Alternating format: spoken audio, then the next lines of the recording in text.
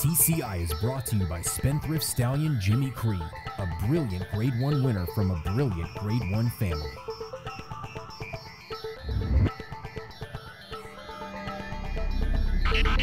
Welcome back to TCI, your inside track to the Breeders' Cup alongside Joel Cunningham. I'm John Siegel. Well, Joel, we have a lot to talk about, so let's jump right in. Let's talk about the Woodbine Mile real quick. You know, this is a very prestigious turf race. Tell me, what did you think of the outcome? Well, you didn't get Wise Dan in there, so it wasn't the best North American turf milers in there, but you got a pretty good group in my opinion. However, it was a less than fast turf course up there. So who likes that?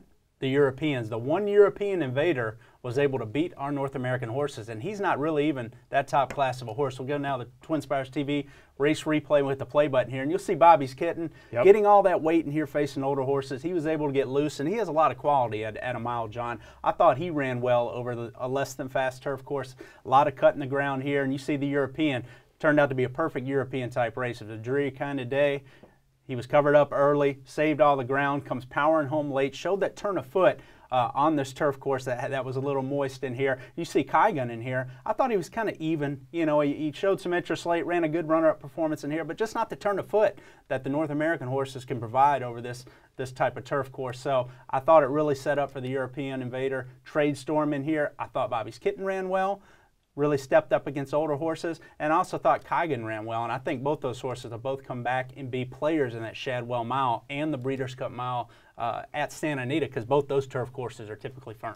Shadwell Mile could be really interesting. I know we talked about it. Looks like Golden Sense is still pointed for that race, so it's going to be an interesting race. Well, Joe, we have a lot to talk about for this weekend.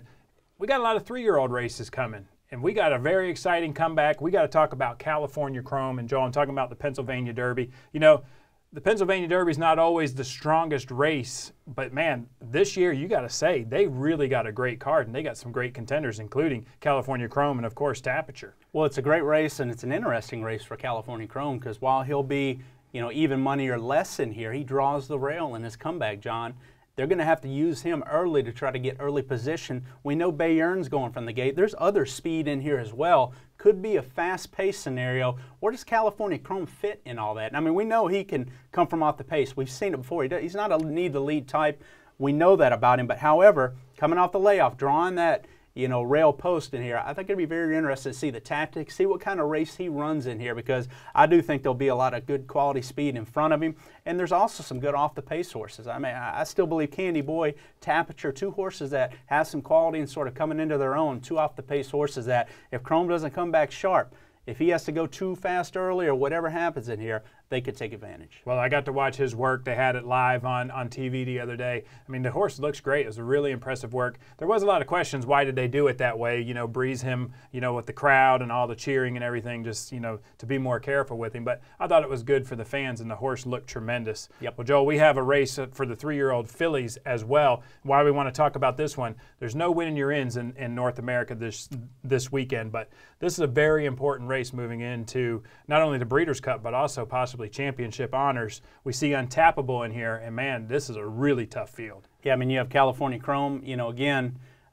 probably the front runner right now for three-year-old champion division, but you also have Share Belief in there, who many people feel like he's the horse that could emerge the second half of the year. Same thing in three-year-old fillies division. I believe Untapable is your clear front runner right now, but Stop Charging Maria's had a heck of a summer. If she were able to beat her here in a Grade 1 and also go on to have success against older mares in the distaff, I just think it's a great race. You have Casad in here, another filly that is up and coming. You know, Sweet Reason, I think, is a sprinter. I don't like her stretching out as much, but JoJo Warrior is going to inject a lot of speed into this race. So another very interesting and deep three-year-old race, sort of like the Pennsylvania Derby is. I'll tell you, when you look at the PPs, you can overlook Casat real easy. But that filly's got a ton of talent. You know, she had to take some time off. You got to watch that filly right there. She's really good. Yeah, absolutely. Well, Joel, we're going to go ahead and launch now a TCI Top 5 for the Filly Mare Sprint division. I see here, Thank You, Mary Lou. I've seen this horse run a couple of times. I mean, I think she's good, but I'm a little surprised she made it on the top 5. Tell me why. I think a lot of people will be. I mean, here's a filly that's been off the board in her last couple of starts, but I think 7/8 is her distance. I don't think she was able to get out last time. The way Saratoga was playing at 7/8, you know, I think she had a compromise kind of trip, and she's my flyer. A lot of these top 5s are established horses, and, you know, you'll see a lot of horses you'll see in a lot of people's lists. She's my flyer. If she were able to come back in the dogwood this weekend at 7/8 at Churchill, run the race, I think she's capable of running at 7/8. It could set her up to be a dark horse in that Breeders' Cup Filly Mare Sprint. All right, the number 4 horse. I mean, everybody knows who this filly is. The only surprising thing is that she's in number 4 and not a little bit higher. I mean, this Renee's Got Zip is really fast. Well, she was awesome in her last performance at Del Mar a couple weeks ago, John. I mean, here's a filly that, you know, has all the speed in the world. 7/8 is a bit of a question mark, especially if she faces other speed that could be, you know, lining up in a race like this. A filly like Stone-tastic, a 3-year-old filly, very quick, ran great in her Grade 1 performance at Saratoga last time out. You know, there's always speed in these races, so you never know what kind of trip she would carve out. And will they run her against the males again in the turf sprint like they did last year? Yeah. That is a concern what race she's pointing for.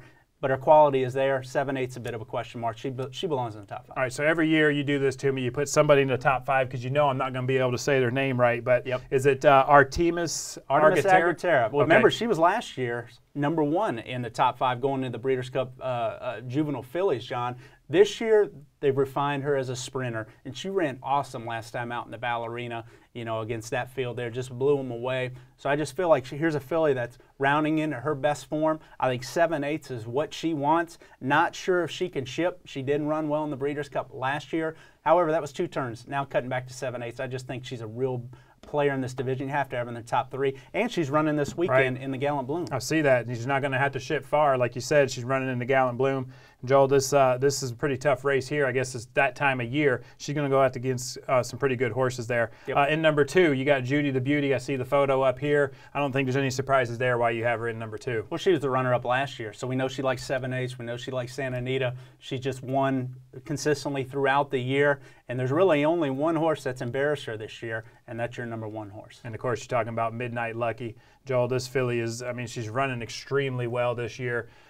You know, I think it's going to be right there in California. Tell me, what do you think about her chances? Well, that's it. It's Bob Baffert in his backyard at Santa Anita. I mean, her one performance this year was on the Jimena Distaff on Derby Day, and she was just awesome in there. And people have forgotten about her because she hasn't run since then. She's had some injury issues. However, she's back on the work tab, and I just feel like it's almost like a secret circle thing, where you have a quality class horse. Yeah, Baffert may not run them a lot. They may have their issues to work through, but the way she's working now, if they can get her back, I think her talent puts her at the top of this list going 7/8.